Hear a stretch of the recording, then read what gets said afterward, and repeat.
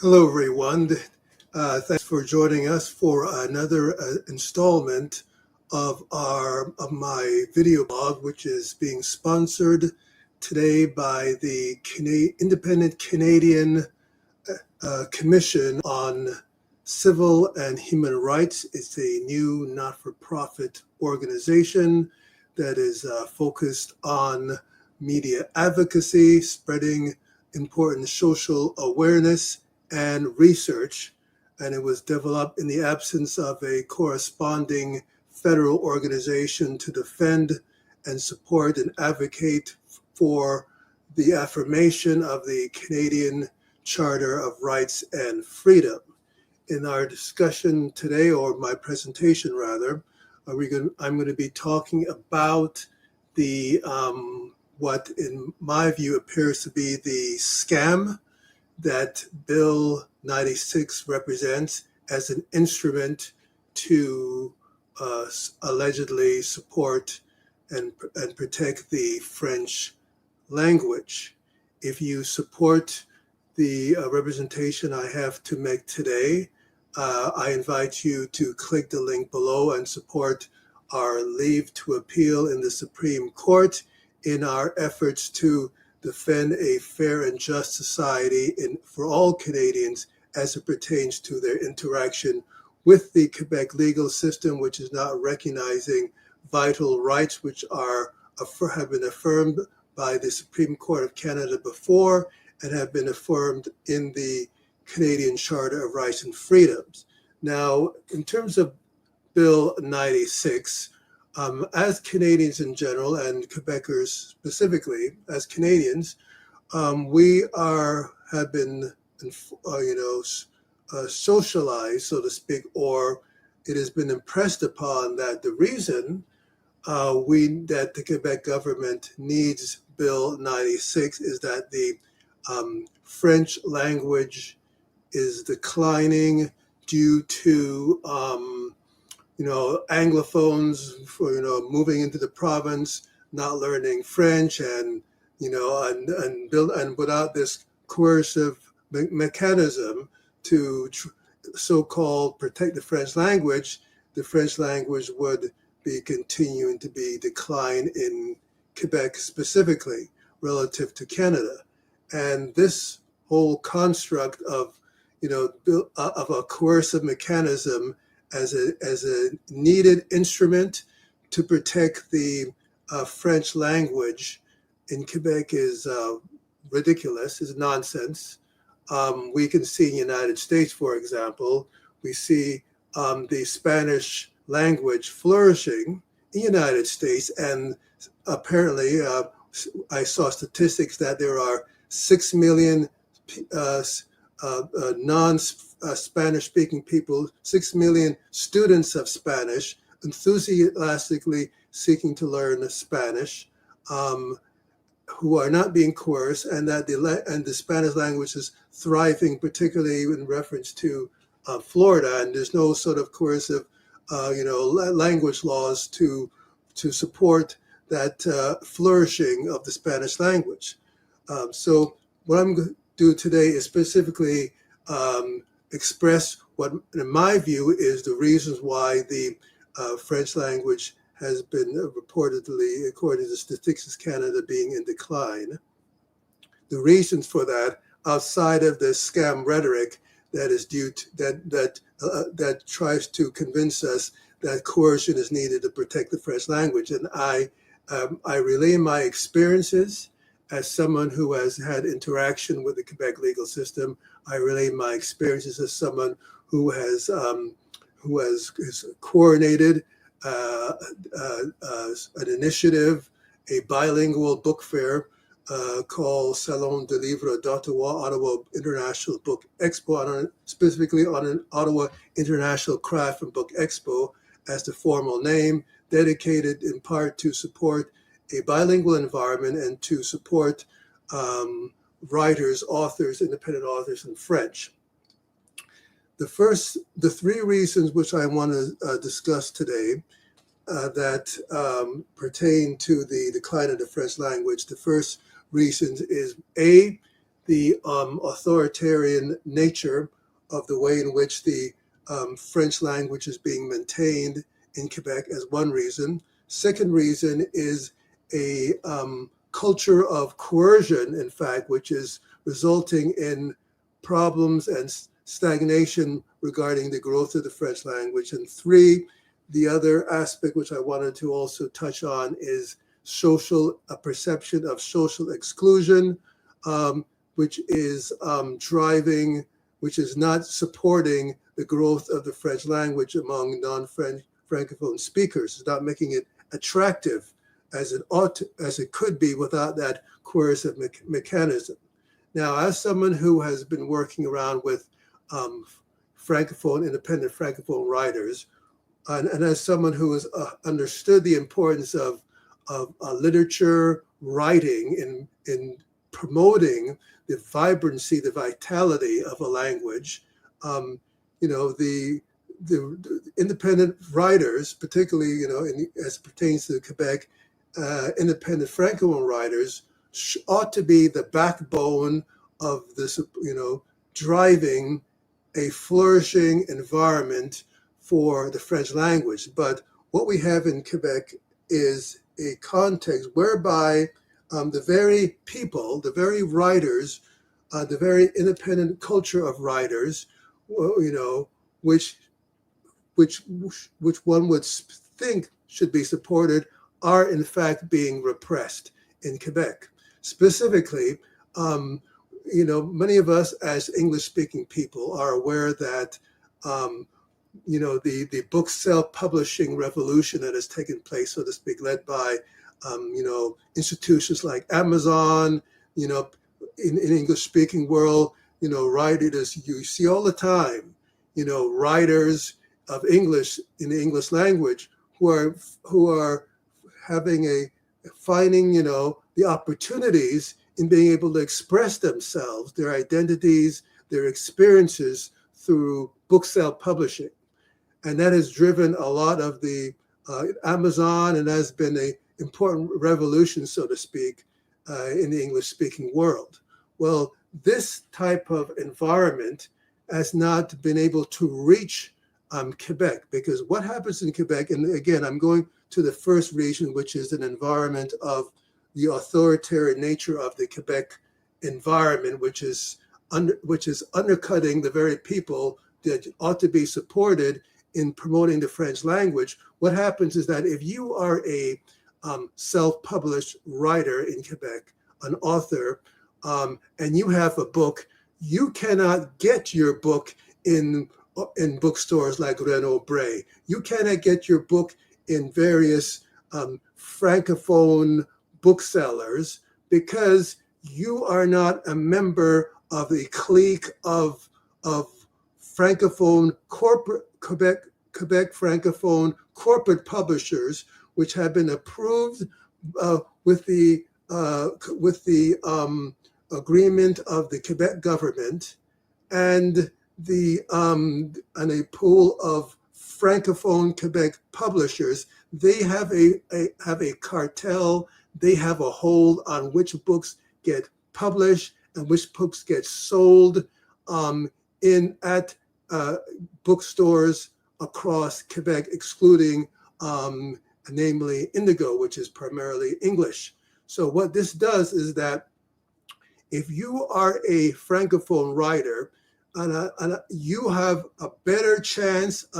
much better chance of being able to express yourself and express your identity and who you are by switching to English and self-publishing yourself in English and being able to get on Amazon, be able to get on various English booksellers. And so what is happening in Quebec is that, and I've seen this as someone who was working with francophone writers, I'm seeing more and more francophone writers, francophones who are working in English, writing in English, because of this information cartel that between the francophone Quebec published. There was originally the Salon system in Quebec, which is a collection of different a consortium of salons in Quebec, which were designed to, control Quebec culture because the Quebec government was concerned about the France taking over sort of in a neo-colonial way and controlling the expression of Quebec culture. So as they created this salon system, to protect Quebec culture or identity from being submerged by the controlled by France and its corporate publishers. But at the same time, what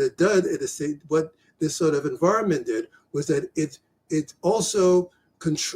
repressed the ability of francophone independent writers and authors to express themselves, because now they can't, if they publish a book, they're going to have to try to flog it online themselves and have their own website, because they are not going to have the access to these booksellers in Quebec, as well as these salons or these Quebec book fairs, which are all corporate and government-controlled book fairs. So when you have this type of environment from the standpoint of francophones, it makes speaking English and going and speaking English and writing in English a lot more attractive, because you are not going to get the same type of respect, support, and access to the market if you're speaking and trying to make ends meet, and as a francophone author. If you are an anglophone author, you'll be able to get the access. If you turn as an anglophone, if you're a francophone and start to take and become, start to write your books in English to the French, you had to have the advantage of being able to have a wide choice of what book fairs you go to, have a wide choice of where to sell your books and stuff like that, and the media will blog, lots of bloggers, lots of media people will be interested in you. Not so in Quebec. In Quebec, you not only have you will not only be able to freely sell your books in various francophone booksellers in the province. You won't be able to, you'll be excluded substantively from much of this, these Quebec book fairs, which are controlled by the Salon Consortium. You won't be able to get on there because, first of all, they're extremely expensive, and they only allow very, very few independent francophone writers in these book fairs. That's the third part of the exclusion is these organizations, these broadcasters like TVA, like Radio Canada. I have direct experience with these institutions. They will fence you off. They are not accommodating to, from my experience, to francophone independent writers. They have an ear for the corporate Quebecois publishers, but when it comes to the francophone independent writers, you are on the bottom heap when it comes to Radio Canada and all these corporate, much of the corporate control media outlets in Quebec. So this is what is this exclusionary context has created this sort of authoritarian control. What we have in Quebec is and we can see the results of that in Quebec. The result of this is that when you look at go to a Quebec bookstore, when you listen to the Quebec media, the purpose of this is only to allow certain voices to talk about what the Quebec identity is, to have a discourse of what literature is, or what the culture is. The whole intent of this corporate control and government control, authoritarian direction of Quebec culture is to exclude and to marginalize voices that are not a part of that corporate government clique. So this type of environment to francophones who want to express themselves, who are opposed to certain elements of Quebec society, so to speak, they are being fenced off, and English is becoming more and more attractive to them, whether they're authors or whether it's moving to Toronto and or other parts of Canada or to the States or elsewhere. There is, the same type of clique mentality permeates Quebec society at all levels, and creates a cliquey environment, which ends up not working against the support and affirmation and growth and flourishing of the French language in Quebec. The solution is that we need to make, as far as the French language, create an environment where the people who are the backbones of driving the growth of the French language, we need to create an environment whereby we stop this cartel of control by these Quebec government and the Quebec corporations in terms of who gets access to Quebec booksellers, who gets access to the media. We need Quebec. There needs to be a stop to that, and there needs to be a corresponding environment in Quebec whereby people who are francophones, who want to self-publish, who want to write about Quebec in any way they want to, they should be allowed free access to francophone booksellers. They should be the institutions, particularly like Radio Canada, which is supposed to be a public broadcaster, should make itself more accessible to francophones who are not members of the in-clique group, which is a part of this authoritarian construct of Quebec. There needs to be an environment for the flourishing of Quebec culture and in terms of the francophone identity, in a way which encourages francophones to be able to continue to support the communication and expression of identity for those francophones who are not a part of the corporate clique. Instead, we have an environment which people are not talking about, which is creating an incentive for francophones to become more anglicized and to become even completely anglicized, because the environment in Quebec is stifling to not only their ability to express themselves as writers, but their ability to participate in various parts of the economic community and economic development of Quebec. So that's the first issue, the Quebec clique, which is creating a unattractive environment for many francophones who are moving away or are turning to English or feel stifled in an environment which is being controlled by a authoritarian clique of Quebec corporations, including broadcasters like Radio Canada and TVA, and the Quebec government managing the Quebec's culture. And this is why when you go online to a Quebec bookseller, you won't find any, you won't find too many books talking about criticizing the Legault government, criticizing government policy, criticizing corporate policy, because they've completely. Yet there are many Quebecers which have something critical to say about government policy and corporate, and corporations and various aspects of Quebec, but they are not being allowed to express themselves and stuff. But the Quebec government and the corporations who want to create an illusion that there is some sort of unanimity of Quebec, and that whatever the Premier Legault says, he speaks for everybody in Quebec, when he doesn't speak for everybody in Quebec. So what they're basically doing is using this control to create an illusion that people buy into, and much not too far off in terms ideologically or philosophically to what we see in various authoritarian societies, which merge government and corporate power for the purposes of propaganda, control, in a way which stifles cultural development. So the second issue, apart from that, the second issue I want to touch on is the coercive laws. In my view, creating coercion as a mechanism is not a positive way to attract people to a culture and an identity. It creates an environment of resistance. People get ups,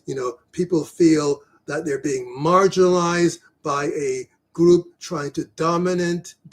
them and control them, and in a way which is inconsistent with their rights. And this type of coercion going on right now has created a license for the complete abrogation of human and civil rights, which is the substance of my leave to appeal to the Supreme Court, an environment where people who are Anglophones and do not, or on other minority languages who don't speak French, are being repressed and being marginalized in the Quebec's legal system, which doesn't want to accept their rights as guaranteed by the Supreme Court of Canada and the Charter of Rights and Canadian Charter of Rights and Freedoms, their inviolable rights to a court interpreter. So Bill 96 has created this environment of exclusion, of marginalization, of resistance, rather than creating a positive environment where people are attracted to the language because it inspires them, it drives them, it creates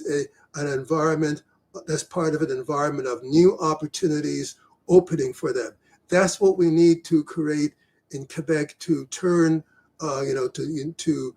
and the rest of Canada, but in particular in Quebec, to strengthen the Quebec language, not through coercion, but through a positive mechanism where people see that the culture of French is attractive to them and that it is creating opportunities for them that they would not get outside of an environment where they're being coerced and they're being marginalized. So that's the second reason. So the first reason again is the environment which is authoritarian driven environment, which is chasing away and undermining the use of French by francophones themselves, whose opportunities are being limited by the current cultural context of repression. Second reason is coercion is not a positive way to support the affirmation of a cultural identity. The third way is from my direct interaction with the Quebec legal system, and that has to do with social exclusion. Now, if you want to understand what is going on in Quebec in terms of why the Bill-96 is such hypocrisy and what is really going on, you need not go any further than to examine the Quebec Human Rights Commission and examine the Quebec Human Rights Tribunal. Now, these two organizations are supposed to supposedly be the crucible, the symbol of Quebec's commitment to the affirmation of human rights and stuff. And again, I want to go back to my previous video that the overwhelming majority of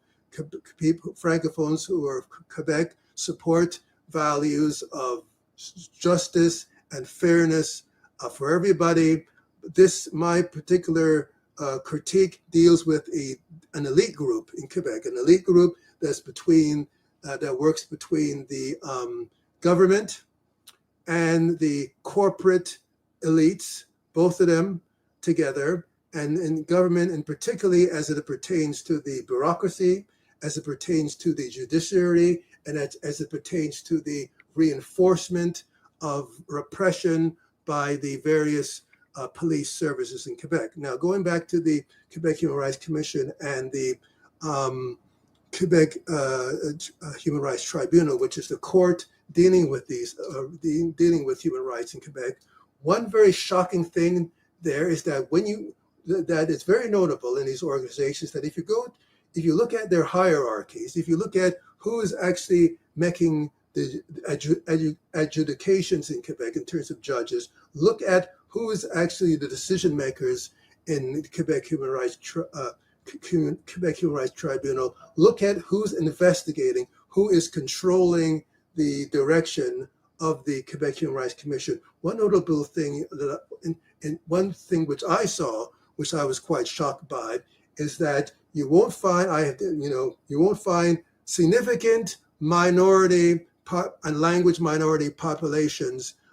in these institutions. In the Quebec Human Rights Tribunal, I found no, and the Quebec Human Rights Commission specifically, no Anglophones who are fluent in French but are originally Anglophones. A lack of minorities. You don't find, in terms of South Asian people of, Asian, First Nations, all these people that are supposedly the Quebec Human Rights Commission and the tribunal has educative authority over, are completely excluded from these institutions. The Quebec Human Rights Commission there was a lady of African ancestry who was there. They squeezed her out, replaced her with a white francophone male, and that is the culture of both the Quebec Human Rights Tribunal and the Quebec Human Rights Commission. It is certain cliques of white francophones running both these organizations. And the minority, the Anglophone minority, who's the largest language minority in Quebec, and the visible minority populations are First Nations group are, from my observation, are been completely excluded. So, and these two institutions are supposed to be the symbol of the Quebec's commitment to its own Quebec Charter of Rights and Freedoms. It talks about the commitment of equality and justice, and you can't discriminate, yet we find a lack of this commitment in terms of who it is deciding to adjudicate, in terms of adjudicative authority, in terms of who's controlling, in terms of the management, in terms of the decision makers, in terms of who are the lawyers who are going to be assisting with cases in the Quebec Human Rights Commission. All these groups are excluded, as if they're not South Asian, First Nations, Black people, all brown, yellow, pink, green people, graduating from law schools who speak French, who are able to be qualified as human rights representatives, judges, as if there are no choice available. So that goes to my third point with respect to the hypocrisy of Bill-96, is that a substantive challenge to the vitality of the French language has to do with the perception, in my view, that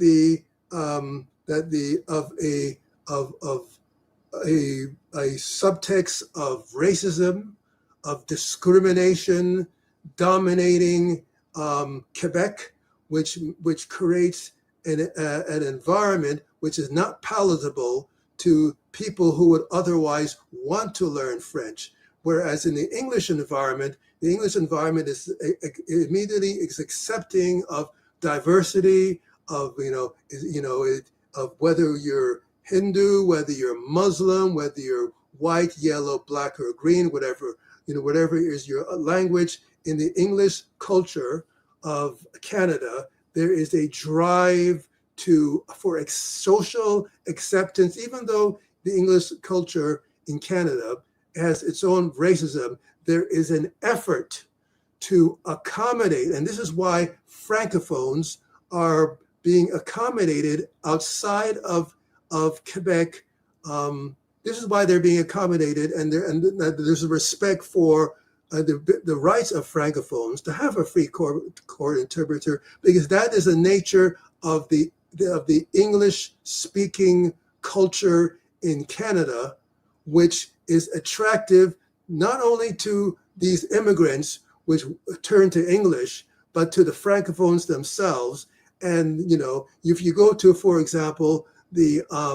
Human Rights Commission in Ontario, if you go to other these educated panels, you'll see visible minorities in dominant positions, which you will not find at the Quebec Human Rights Tribunal and the Quebec Human Rights Commission. And those two organizations, the type of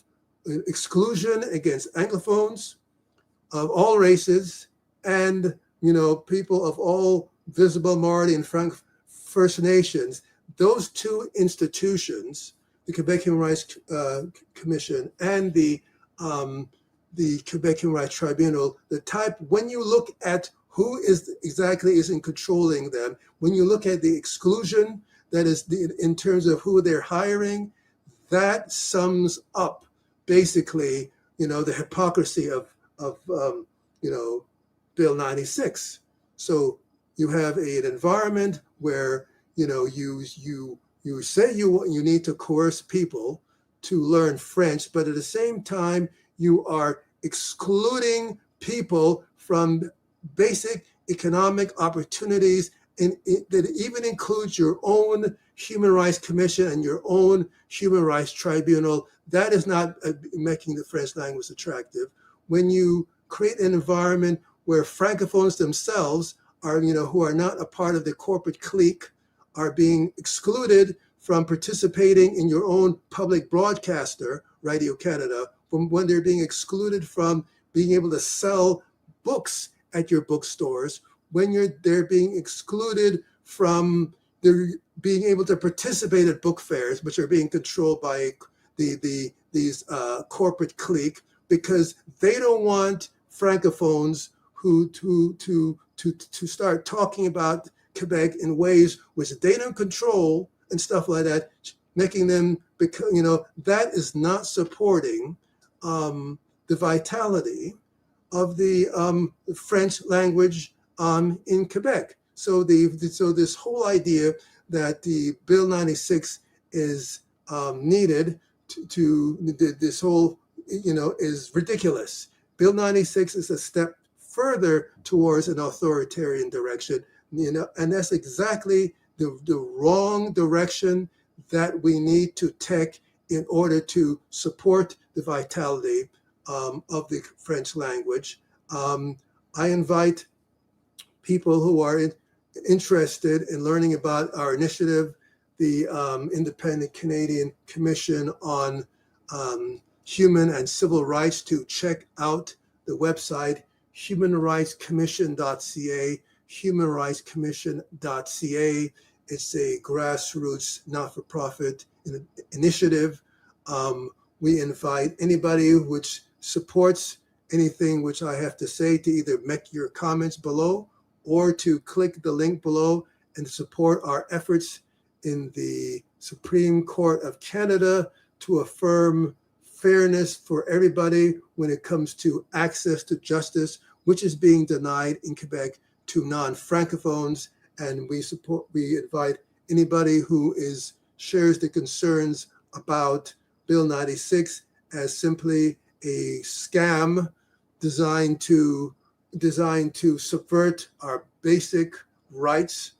If anybody who supports the idea that Bill-96 is subversive to the Canadian Charter of Rights and Freedoms and the efforts of any Canadians to have any interactions with the Quebec legal system to defend their right, if you share these concerns, if you're from abroad or anywhere internationally, which shares the importance and of fairness for everybody, then, across the globe, we invite you to make your comments and any donation support you might want to have by clicking the link below. Thanks for your listening today to our broadcast titled informally, the hypocrisy of Bill-96 and its denial of access to justice and the real reasons for the undermining of the French language, which does not, again, have to do with simply Anglophones not wanting to learn language and just moving in and upsetting the balance of the French language and requiring everybody to be coerced. We oppose that premise, and we invite your comments and support accordingly. Thank you very much for, again, taking the time to listen to this